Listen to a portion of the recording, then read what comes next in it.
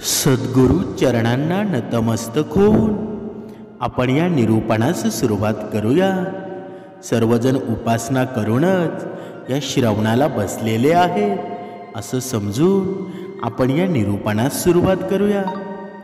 समर्थांनी सांगितलंच आहे ना, मनुष्याच्या जीवनामध्ये अनुभव काय येत नाही बरं। मनुष्याच्या भरपूर इच्छा आहेत, पण त्या पूर्ण का होत नाही बरं। तुमच्याकडून काही चूक तर होत नाही ना। तर याच विषयावर आज आपण या निरूपणामध्ये बोलणार आहोत की मनुष्य जीवनामध्ये भरपूर पुढे जाण्याचा प्रयत्न करतो, पण त्याला अनुभवच येत नाही। उपासना करतो, सर्व काही करतो, भक्ती मार्गामध्ये सुद्धा त्याचं मन रमवतो, पण त्याला अनुभव येत नाही। त्याचं प्रमुख कारण म्हणजे दुसऱ्याकडून केलेली अपेक्षा। जेव्हा भगवंताची जरी आपण भक्ती करतो ना, त्या भक्तीमध्ये मनुष्याने अपेक्षा करू नये की मी भक्ती करेल आणि मग देवाने मला द्यावं।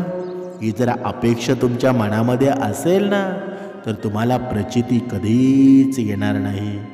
समर्थांनी सांगितलंच आहे ना, बघा, मनुष्य असं दरवेळेला म्हणत असतो, मी सद्गुरूंची भक्ती करतो, पारायण करतो, मंत्र जप करतो, परंतु बऱ्याच वेळेस आपल्याला सेवेचं फळ मिळत नाही, लाभ होत नाही, अनुभवसुद्धा येत नाही, इच्छासुद्धा पूर्ण होत नाही।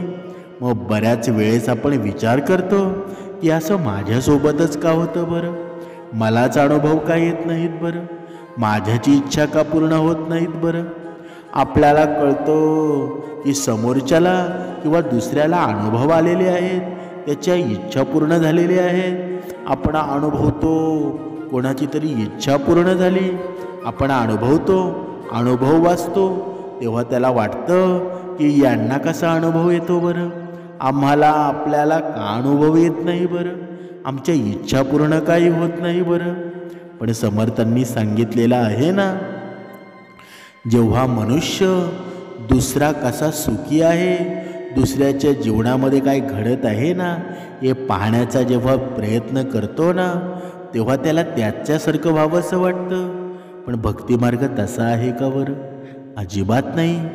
तो बाह्यरंगाने कधीच करायचा नसतो, भक्तिमार्ग हा अंतररंगामध्ये करायचा असतो। समर्थांनी मनाच्या श्लोकांमध्ये वर्णन केलेलं आहे, कदा ओळखी माझी दूजे दिसेना, मणी मानसी द्वैत काही बसेना, बहुता दिसा आपुली भेट झाली, विदेहीपणे सर्व काया निवाली। म्हणजे काय बरं? म्हणजे एकदा का परमात्म्याचा अनुभव आला ना, की दुसरं मनुष्याला काहीच दिसत नाही, मनामध्ये चुकूनही द्वैतभाव येत नाही। बऱ्याच वेळानंतर होतं काय की आपलं जो मूळ स्वरूप आहे ना, तो परमात्मा तत्वाशी भेट झाली ना, की देहभान विसरून जातं, दुःख नाहीशी होऊन जातात आणि या जीवाला शांतताच लाभते ना। पण आपल्याला हे होईल कधी बरं? जेव्हा आपण अगोदर कर्मामध्ये राहून ब्रह्ममुहूर्तावर उपासना करू। पण आपल्या जीवनामध्ये काय होतं बरं? आपण कधी ब्रह्ममुहूर्तावर उपासना करत नाही। बघा, तुम्हाला जर अनुभव घ्यायचा असेल ना, तर ब्रह्ममुहूर्तावर उपासना करायला सुरुवात करा।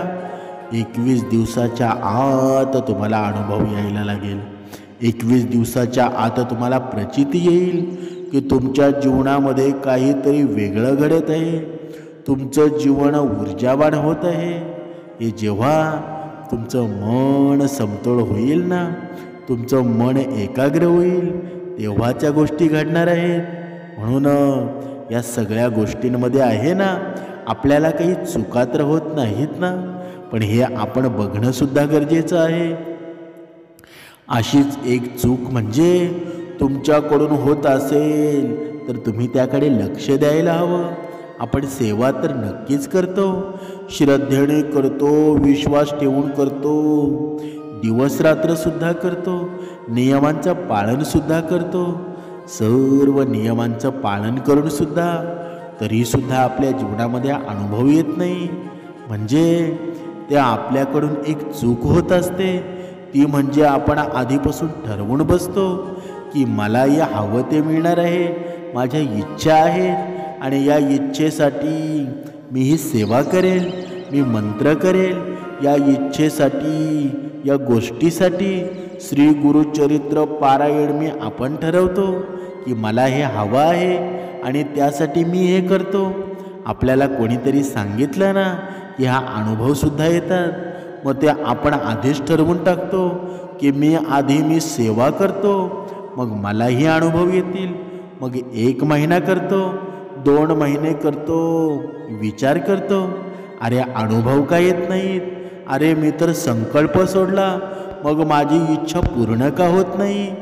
मी गुरुचरित्र पारायण केलं तरी मी जे सांगितलं, मी जे बोललो, मी जे मागितलं, मला का नाही बरं मिळालं. या आपण आधीच ठरवून टाकतो. म्हणजे कोणत्याही गोष्टीची अपेक्षा आहे ना, ती आपण काही करण्याअगोदर करू नये. तिला दोष लागत असतो ना, ती पूर्णत्वात जात नाही. अगोदर बघा, तुम्ही कधीतरी दुकानामध्ये गेला आहात का बरं. दुकानदार आपल्याला कधी पैसे, अनोळखी दुकानदार असेल तर तो आपल्याला उधार कधी देईल का? अजिबात देणार नाही. तुम्ही जेव्हा त्याला पैसे द्याल ना, तेव्हा तो आपल्याला देतो. म्हणजे जे काही आपल्याला घ्यायचं असेल तेव्हाच तो आपल्याला रिटर्न देतो ना. तसंच भगवंताचं सुद्धा आहे. आपण भगवंताची सेवा करण्या अगोदरच आपण मागतो, मग ते शक्य आहे का बरं. म्हणून अगोदर आपण नित्यनेमानं रोज उपासना करावी, नित्यनेमानं श्रवण करावं.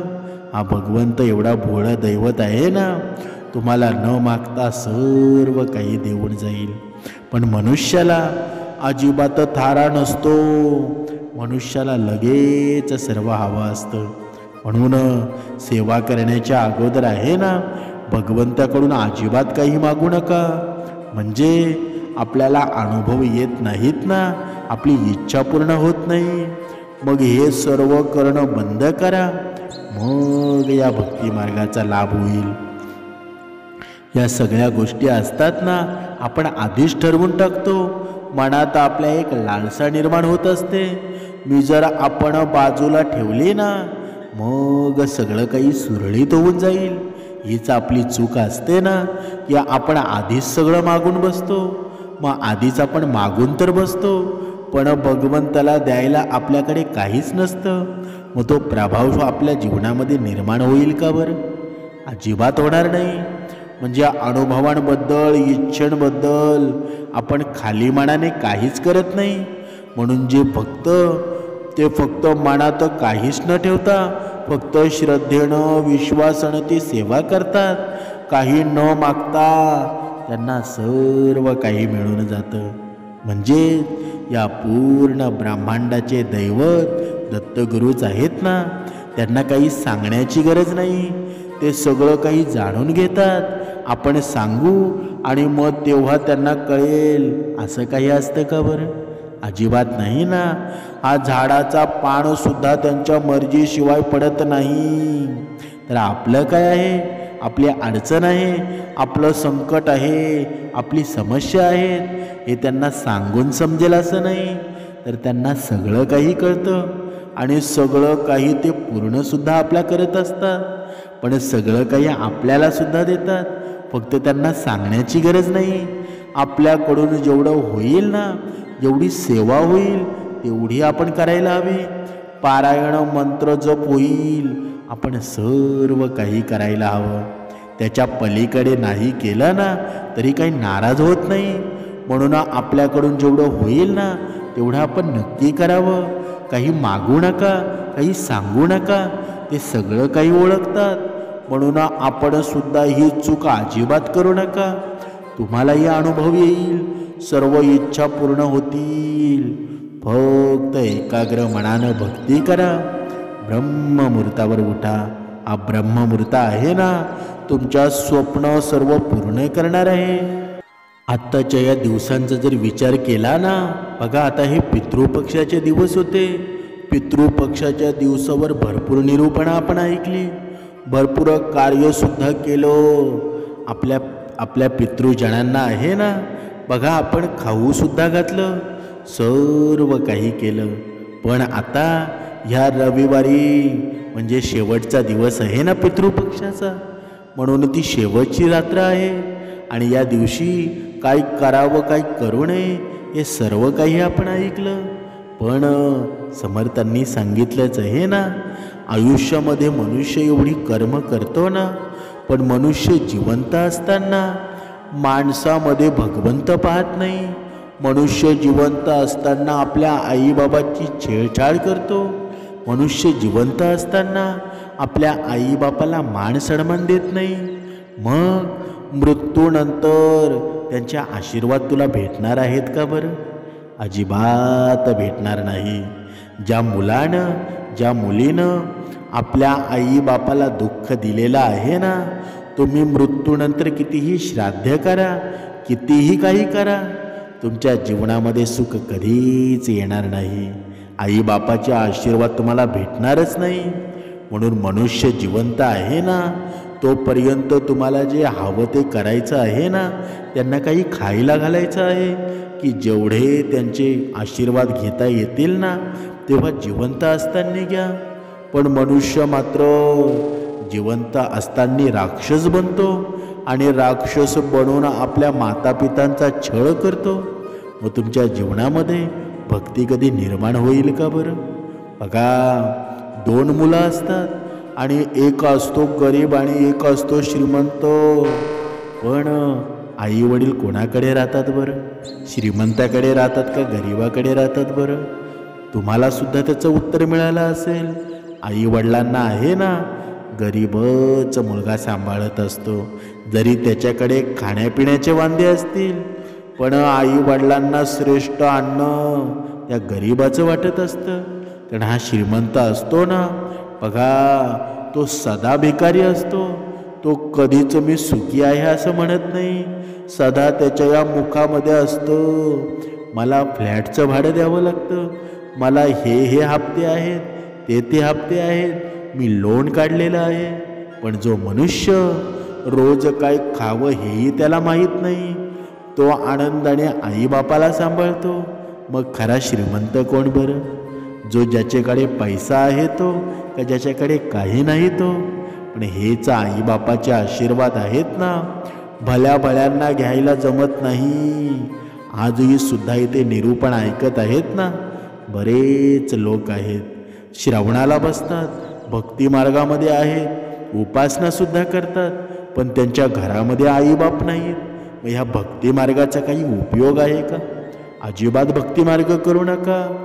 ज्याच्या घरामध्ये आईबाप असून त्याच्या घरामध्ये नसतील, तर त्या भक्ती मार्गाचा तरी काय उपयोग आहे?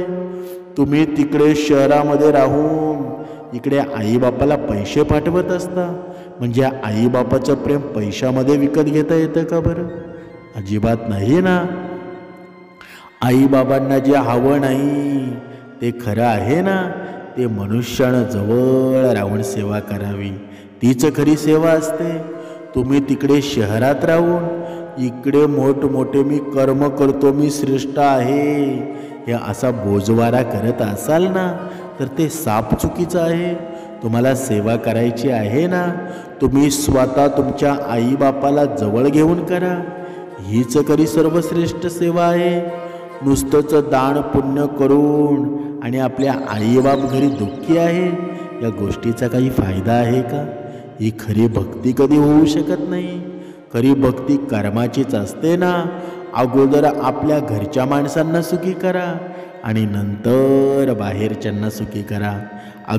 घरच आपलं दरिद्री आहे आणि बाहेर आपण दानधर्म करतो, त्या दानधर्माला काही उपयोग नाही. घराच्या माणसांच्या जीवनामध्ये आनंद आणा. तो आनंद आहे ना, तुमच्या कर्मांमध्ये येत असतो.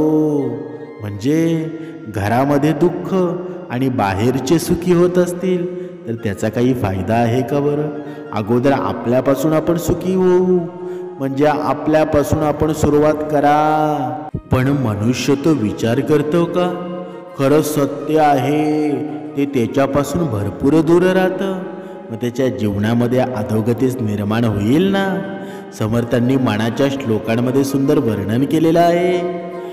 बरा निश्चयो शाश्वताचा करावा, म्हणे दास संदेह तो विसरावा. घडीने घडी सार्थकाची करावी, सदा संगती सज्जनाची धरावी. म्हणजे या शाश्वत सत्य आहे ना, ते शाश्वत सत्य शोधण्याचा मनुष्याने प्रयत्न करायला हवा. पण तो त्या प्रयत्नापासून कोसो दूरच राहतो ना. तो सत्याला असत्य मानतो, असत्याला सत्य मानतो. मग त्याच्या जीवनामध्ये संगतीसुद्धा वाईट निर्माण होते. त्याला चांगल्या वेळेला प्रश्नांची उत्तरं मिळत नाही, मग तो अधोगतीलाच प्राप्त होतो ना. हा मनातील संशय आहे ना, तो मनुष्याने दूर करायला हवा. म्हणजे जीवनातील प्रत्येक क्षण सार्थकीला व्हायला हवा. पण त्यासाठी ही संगत संतांची धरायला हवी ना. पण मनुष्य मात्र सत्यापासून दूर राहतो, मग त्याच्या जीवनामध्ये अहंकार आल्याशिवाय राहील का बरं? अहंकारच येईल ना. नसे अंत आनंत संतापुसावा, अहंकार विस्तार हानी रसावा. गुणे वीण निर्गुण तो आठवावा, देहे बुद्धीचा आठवून आठवावा. म्हणजे ज्याला अंतच नाही अशा अनंत परमेश्वराचं स्वरूप काय आहे ना, हे संतांना विचारायला हवं. या अहंकाराचा विस्तार असलेला प्रपंच त्याच्यापासून थोडं दूर राहावं. म्हणजे हे निर्गुण स्वरूप रूप आहे ना, त्या स्वरूपाचं आपण स्मरण करावं. या देहबुद्धीचे स्मरण होऊ देऊ नये. पण मनुष्य मात्र या बाहेरच्या जगामध्ये आहे ना, तो गुंगून जात असतो. बाहेरचं जग त्याला हवावंसं वाटत असतं, मग त्याच्यामध्येच तो अधोगतीला लागतो ना. समर्थांनी सांगितलेलं आहे, मनुष्याच्या जीवनामध्ये तो सत्याचा कधी शोध घेत नाही. मग जेव्हा सत्याचा शोध त्याला कळेनासा होतो, तेव्हा त्याच्या जीवनामध्ये काय राहतं बरं? असत्यच राहतं ना. आणि असत्य कधीही सांगत नाही की मी असत्य आहे. ते पुन्हा पुन्हा तेच प्रेरित करत असतं की मी सत्यच आहे. आणि त्यामध्ये मनुष्याचीच हानी होते ना. समर्थांनी सांगितलेलं आहे, जीवा श्रेष्ठ ते स्पष्ट सांगोणी गेले, परी जीव अज्ञान तैसे चिठेले. देहे बुद्धीचे कर्म खोटे टळेना, जुने ठेवणे मीपणे आकळेना. म्हणजे आपल्या साधू संतांनी, संत महात्म्यांनी या अज्ञानी जीवांसाठी आहे ना, ज्ञानाचा विचार स्पष्टपणे मांडून ठेवलेला आहे. परंतु हे जीवाचा अज्ञान आहे ना, ते तसंच राहिलं आहे. या देहबुद्धीमुळं खोटी कर्म त्यांच्या हातूनच घडत राहतात. या अहंकारामुळं सनातन असा आत्मज्ञान त्यांना कळत नाही. त्यासाठी मनुष्यानं अध्यात्म मार्ग धरायला हवा, मनुष्यानं श्रवण करायला हवं.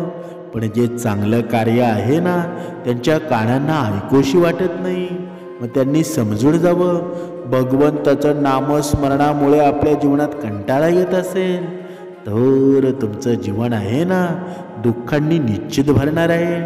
पण जर भगवंताचं नामस्मरण आपल्याला गोडी निर्माण करत असेल ना, तर समजून जावं आता संपूर्ण दुःख संपणार आहेत. तुमच्या सुखाची वाट आहे ना ती मोकळी होणार आहे. सुख तुमच्या जवळ आलेलं आहे. जास्त दुःख आलं म्हणून घाबरून जाऊ नकोस. तुझ्या दुःखाची पूर्ण साडेसाती आहे ना. दुःख तुझ्या मार्गामधून बाहेर होणार आहे आणि सुखाचीच वाट लागणार आहे ना. म्हणूनच जास्त हताश होऊ नकोस. नामस्मरण निरंतर चालू ठेव.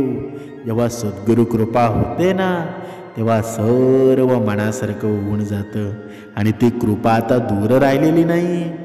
जास्त दुःख जेव्हा येतात ना तेव्हा समजून जा भगवंत तुझ्या जवळ आलेला आहे.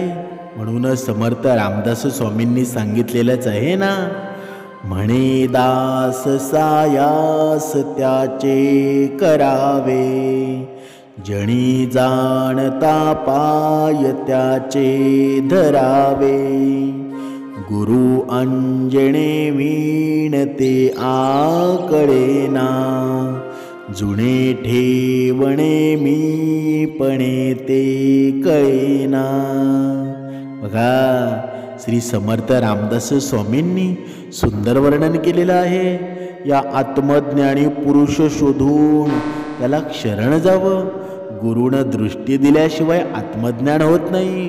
म्हणून मनुष्यास त्याच्याजवळ असलेला शाश्वत आत्मस्वरूपाचा ठेवा आहे ना, तो समजून येत नाही.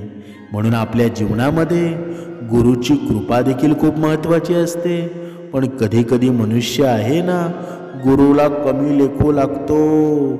गुरुला आहे ना जास्त तो मान देत नाही. पण गुरुशिवाय या जगामध्ये काही नाही.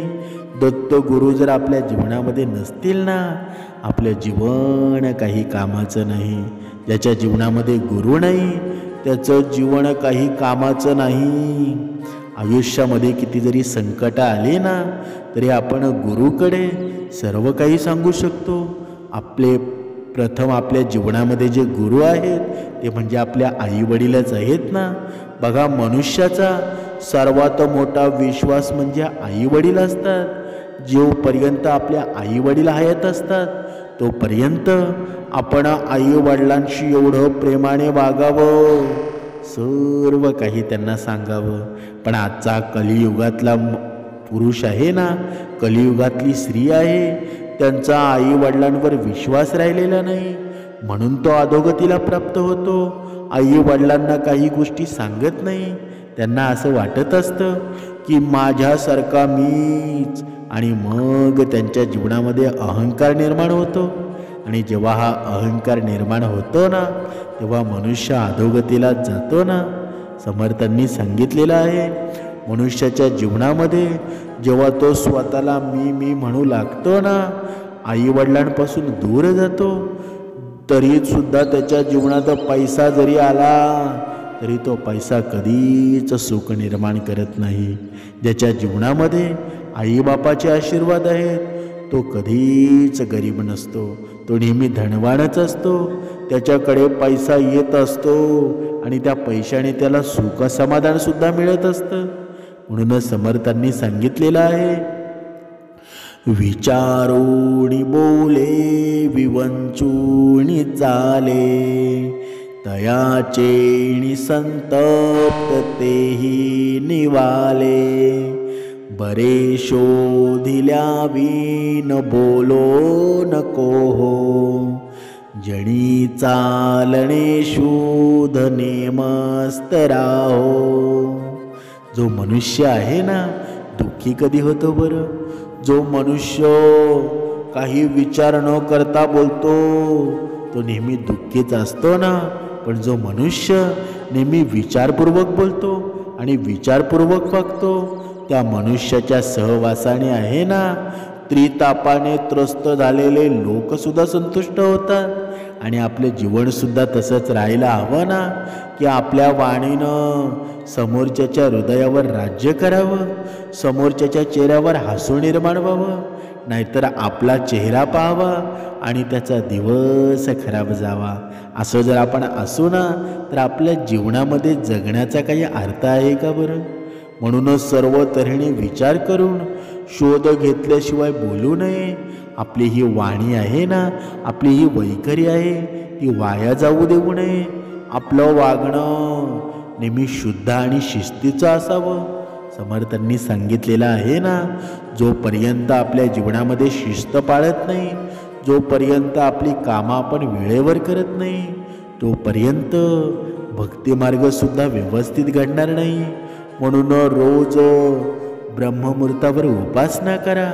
तुमच्या सर्व प्रश्नांची उत्तरं आहेत ना, न भगवंताला विचारता मिळून जातील. विश्वास ठेवा, श्रद्धा ठेवा, तुमच्या मनासारखंच होईल. जय जय रघुवीर समर्थ.